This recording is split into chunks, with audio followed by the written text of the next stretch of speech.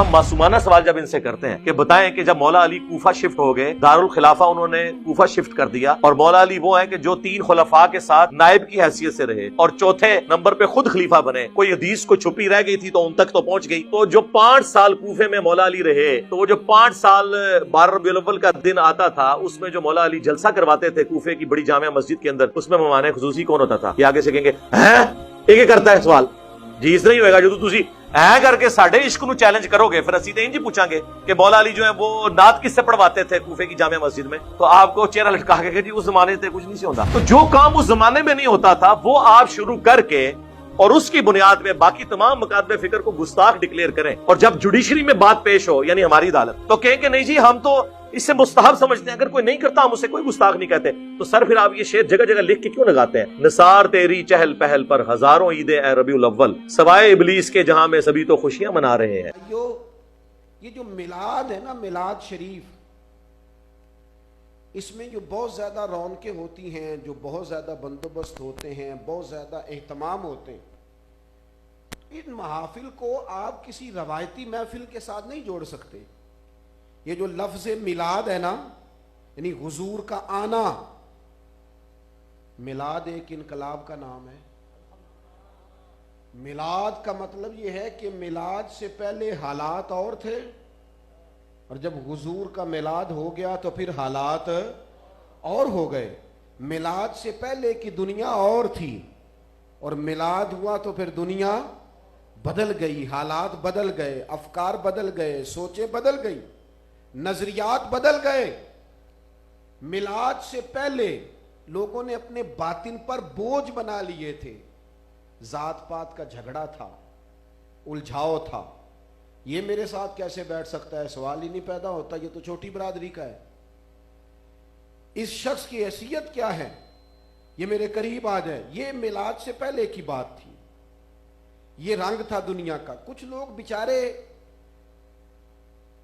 ساری صحت کے باوجود، توانائی کے باوجود اپنے آپ کو کمزور سمجھتے تھے۔ ان کے گھر سے، ان کے قبیلے سے انہیں یہ پیغام دیا جاتا تھا کہ تم ایک ایسی برادری سے منسلک ہو کہ تم بڑے ہو ہی نہیں سکتے، تم کسی بڑی جگہ پہ بیٹھ ہی نہیں سکتے۔ لوگوں میں پیدائشی احساس کمزوری تھا، ہم غلام ابن غلام ہیں، کمزوریاں تھیں، آزمائشیں تھیں، پریشانیاں تھیں۔ پھر حضور کا میلاد ہوا، پھر نبی پاک نے قرآن پڑھا، پھر تزکیہ باطن ہوا، پھر پیغام آیا کہ کوئی عربی اجمی سے افضل نہیں، کوئی اجمی عربی سے افضل نہیں، کوئی گورا کالے سے، کوئی کالا گورے سے۔ ان اکرمکم عند اللہ اتقاکم، بس رب کی نظر میں اس کی عزت زیادہ ہے جو متقی زیادہ ہے۔ یار یہ تھوڑا سا 2 منٹ کے لیے سوچنا، آج بھی جو جس کا ملازم ہوتا ہے نا، اگر اس کے دماغ میں یہ بات ہے نا کہ میں کسی بھی وجہ سے اس سے افضل ہوں، وہ تقسیم کار اپنی جگہ پہ ہے کہ ایک قائد ہے، ایک کارکن ہے، ایک سربراہ ہے، ایک اس کی، یہ تقسیم اپنی جگہ۔ لیکن اگر کسی کے گمان میں یہ آئے نا کہ میں شاید کسی مخصوص گروہ، قبیلے، رنگ، نسل کی وجہ سے کسی سے افضل ہوں، تو پھر اس نے صحیح کر کے میلاد نہیں منایا، پھر اس نے مقصد میلاد کو سمجھا نہیں۔ میلاد منا کر جو ذمہ داری اس پر عائد ہوتی تھی، وہ ذمہ داری اس نے سمجھی نہیں۔ ایک دور وہ تھا کہ کالے حبشی غلام کے پیر نیچے رکھ کے اس کے اوپر چارپائی رکھ کے لوگ بیٹھے رہتے تھے۔ ایک وقت ایسا تھا کہ لوگ کہتے تھے کہ جناب آپ نے میری مرضی کے بغیر جانور دھوپ سے کھول کے چھاؤں میں کیسے باندھا؟ آپ اتنے سیانے ہو گئے۔ ایک وقت وہ تھا کہ لوگوں کا لہجہ ہی اور تھا، اور پھر حضور کا میلاد ہوا، ایک انقلاب آیا۔ نہ تو سیدنا بلال حبشی نے کوئی ڈگری لے لی تھی، نہ بظاہر کوئی بہت زیادہ دولت ان کے پاس آ گئی تھی، بلال وہی تھے۔ لیکن اب چونکہ انقلاب آ گیا نا، اب 24 لاکھ مربع میل کے حکمران، اور جن کی زیرک، جن کی سمجھداری، جن کی معاملہ فہمی، جن کو اللہ تعالیٰ نے یہ طاقت عطا فرمائی کہ ان کے فیصلوں کو صحیح رستہ رب کریم نے عطا فرمایا، اور جن کی کہی ہوئی باتوں سے اور کیے ہوئے فیصلوں سے انقلاب آیا، وہ حضرت عمر فاروق، جن کا نام لینے سے کیسر و کسریٰ اپنے گھروں میں کانپ جاتے ہیں، وہ حضرت عمر فاروق جو کسی کو خاطر میں نہیں لاتے، پر اب میلاد ہو گیا ہے نا، اب حضرت بلال آئے ہیں تو جناب فاروق اعظم اٹھ کے کھڑے ہوئے ہیں، جو کسی دنیا دار کو کچھ نہیں سمجھتے، لیکن ایک حبشی غلام کے لیے اٹھ کے کھڑے ہوئے تو حضرت بلال کی آنکھوں میں آنسو آئے، حضور یہ آپ کیا کر رہے ہیں، میں تو غلام ہوں۔ تو حضرت عمر کہنے لگے نہ کر یار، وہ تو پچھلی بات تھی، وہ تو گویا میلاد سے پہلے کی بات تھی، اب تو غلام نہیں ہے، اب تو ہم سب کا سردار ہو گیا ہے، اب تو سرداری ہے تیرے پاس، اب تو امت کی پیشوائی ہے تیرے پاس، اب تو لوگ وفا آپ سے سیکھتے، درد آپ سے سیکھتے ہیں، عشق آپ سے سیکھتے ہیں۔ اب تو بڑے بڑے آزاد پھرنے والے کہتے ہیں کاش سیدنا بلال جیسی غلامی نصیب ہو جائے۔ اب تو میرے بھائی آپ کے مزاج میں اگر ابھی بھی وہ تفریق ہے جو میلاد سے پہلے لوگوں کا ذہن تھا، ابھی بھی آپ اس کمزوری کا شکار ہیں، تو پھر ایک بات اچھی طرح اپنے ذہن میں بٹھا لیں کہ آپ نے مقصد میلاد کو سمجھا۔ اور ایک اور بات بھی، زیادہ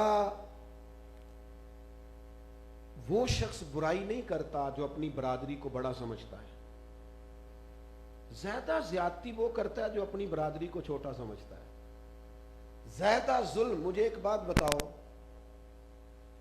ہم جس قبیلے میں پیدا ہوئے ہیں وہ ہماری چاہت ہے کہ ہمارے رب کی مرضی ہے؟ تو جو والد، جو دادا، جو نانا، جو چاچا، جو ماموں اللہ نے میرے لیے پسند کی ہیں، مجھے بھی تو پسند ہونے چاہیے نا۔ یہ تو خالص منشا الہی ہے۔ اپنے آپ کو کمزور سمجھنا، اپنے آپ کو چھوٹا سمجھنا، اپنے آپ کو بلا وجہ احساس کمزوری کا شکار کرنا، یہ بھی تو کوئی اعلیٰ بات نہیں۔ تو میلاد سے پہلے کی بات تھی، جب کوئی بات نہیں کرنے دیتا تھا، بیچ دیتا تھا، لوگ گفتگو نہیں کرنے دیتے تھے، پھر دور بدل گیا، پھر تو اجازت تھی حضرت ابو ذر غفاری کو، پھر تو اجازت تھی حضرت ابو ایوب انصاری کو کہ وہ سیدنا فاروق اعظم کو بھی کھڑا کر کے پوچھ لیتے تھے کہ یہ آپ نے ڈبل کرتا کیسے سلوا لیا، یہ آپ نے کیسے کہا۔ اپنے اندر وہ خودداری پیدا کریں، اپنے مزاج میں وہ قوت پیدا کریں۔ غریب ہونا کوئی جرم نہیں، لیکن اپنی غریبی کو مظلومیت بنا لینا، اپنی غربت کو اپنی کمزوری بنا لینا۔ غریبو، ہم تو اتنے خوش قسمت لوگ ہیں کہ رسول پاک نے اللہ سے فقر مانگ کے لیا ہے۔ حضور کسی فقر پر مجبور نہیں، لیکن محبوب نے دعا مانگی۔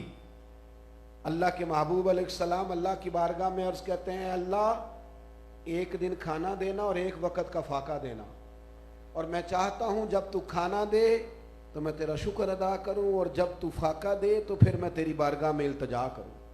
اپنے مزاج میں کمزوری نہ لائیں، مقصد میلاد کو سمجھیں۔ وہ کوئی اور وقت تھا جب بیٹیوں کی عزت نہیں تھی، کوئی اور وقت تھا جب گھر کی خاتون کا کوئی اکرام نہیں تھا، کوئی اور دور تھا جب لوگ عورت کو پیر کی جوتی سمجھتے تھے معاذ اللہ۔ پھر حضور کا میلاد ہوا، پھر آپ کو پتہ ہے حضور نے کیا مقام دیا ہے عورت کو۔